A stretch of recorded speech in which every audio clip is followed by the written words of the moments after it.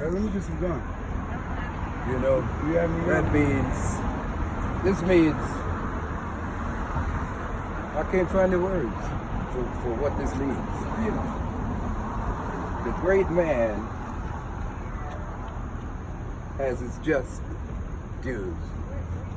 You know, he has a semblance of justice, you know, for all the greatness, all of his talent has been rewarded right here in this star.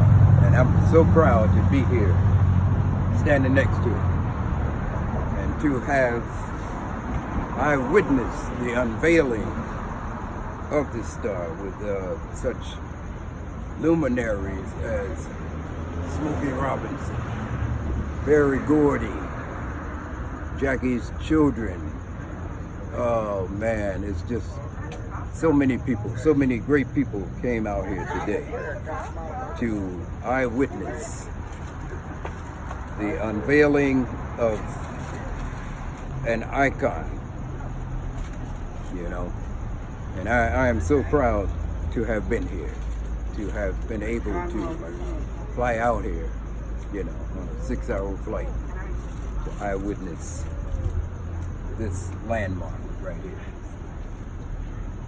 And how long have you known Jack? When was it when you first met? You told me a story before. Oh yeah, I met Jackie before I met Jackie. I first met him by his records. The first time I heard a Jackie Wilson record, something happened in me. It was like his spirit jumped into me and changed my whole way of thinking and listening to music, because I had been hearing people like Ray Charles, Sam Cooke, Solomon Burke, all these people, James Brown. But boy, let me tell you something, man. When I heard that man singing Lonely Teardrops, I said, wait a minute, man, what kind of voice is that? You know, what kind of delivery is that? And I was mesmerized. So that compelled me at the age of about 11 to call information, okay, on my mother's phone to get the number to the Apollo Theater, which I had found out through Jet Magazine that Jackie was appearing, and they were saying the Whisper Man ties the knot, okay? So I got on the phone and I called him, and he was saying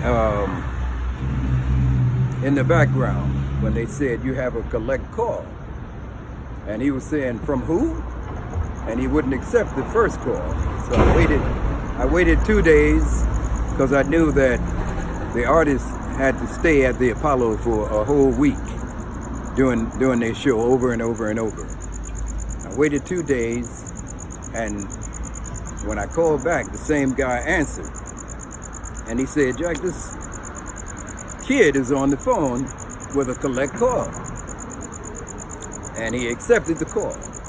He got on the phone, and I said, who is this? I said, is this Jackie Wilson? And he said, yes, who's this?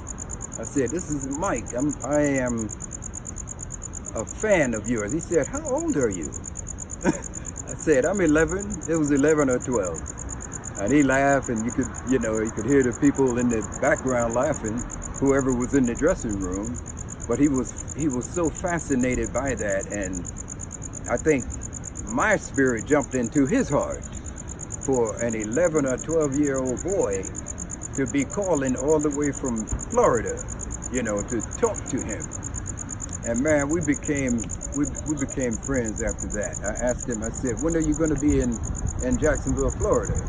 And he asked Sims. He said, what is the itinerary for Jacksonville, Florida? He told me when he would be there.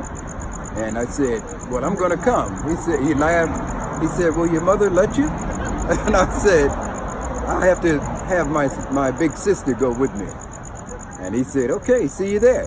And sure enough, that was the beginning of our relationship right there. I was there. with my sister, you know. And from then on, you know, it was like phone conversations. It was like, because, you know, back then, no cell phones, Right. no fax, no nothing. You had to catch somebody at one place. Yeah, and you had one number to get them. Yeah, exactly. And we would, you know, somehow we stayed in touch, which was miraculous because this man was traveling all over the world. So how in the hell did we stay in touch?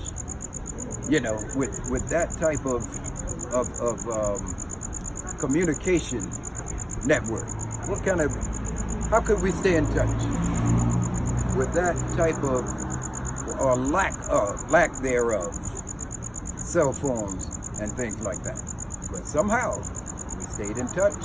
You know, we kept touching bases, we kept hooking up, you know. And we did impromptu things on stage, you know, at the clubs in Harlem, and oh man, it was just phenomenal, you know.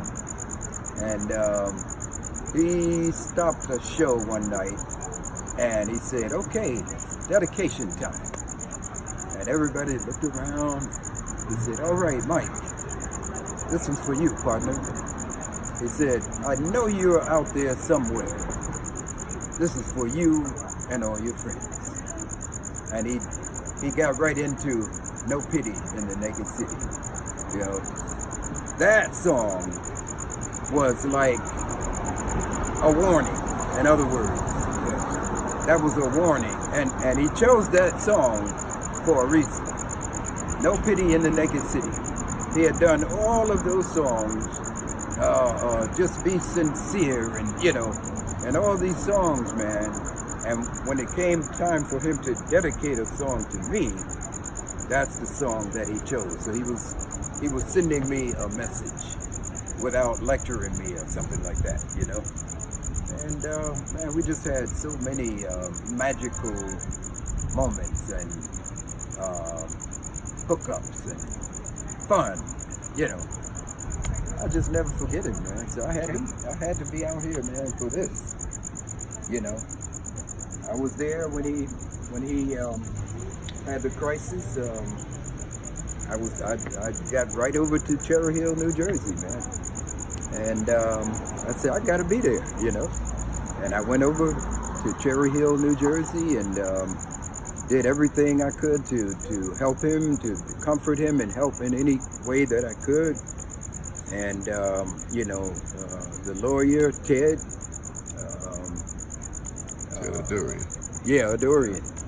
He said, man, he said, I'm very impressed with you. You know, he said, you came over here from New York to be at Jackie's side, you know. And that really impressed him. He said, anything that you want to try to do, I'm behind you 100%. If you want to do fundraisers, I have a letter right now from Ted at home that say you have my permission to do fundraisers, to do whatever you want to do. I have that letter from way back then, you know. Then the Spinners, they did a fundraiser for him. The Spinners, Al Green, Stephanie Mills, Sister Sledge, and others. And we were right there, the Wilson family, Tony, Harleen, you know, we were all right there, front and center. And what's the guy's name? Alonzo Tucker was there. He was a songwriter that wrote a lot of Jackie stuff. And Don Cornelius, Dick Clark, man, some of everybody was there, you know. And, you know, it was just, and tonight is the first time that I saw Tony since that time. You know, all those years ago. That's the first time that I saw Tony again, you know, after that night. And, you know, when he was in Medford Lee's, I went there and, you know, sat there with him. And, you know, he couldn't talk or nothing, but I let him know. He knew I was there. I'll put it like that. He knew I was there because he would react to my voice. You know, when I say something to him, you know, he would like, his leg would jump, you know. And I knew that he knew that I was there. And I got 1,000 stories, man, or maybe a million stories, to tell about me and Jackie. So that's about it, man. Thank you, Brother Will, for facilitating this and being here for this momentous occasion, with this star right next to Thelonious Monk, Dizzy Gillespie, Sam Cooke, Herbie Hancock. It's awesome, man. It really is. It's incredible. Here with his grandson right here. Mission accomplished. Reginald Motzi Abrams. Mission accomplished. Mission accomplished. We're on Hollywood Boulevard, California. Yes, indeed. Mission accomplished. Mission accomplished. Mission accomplished. Yes, indeed.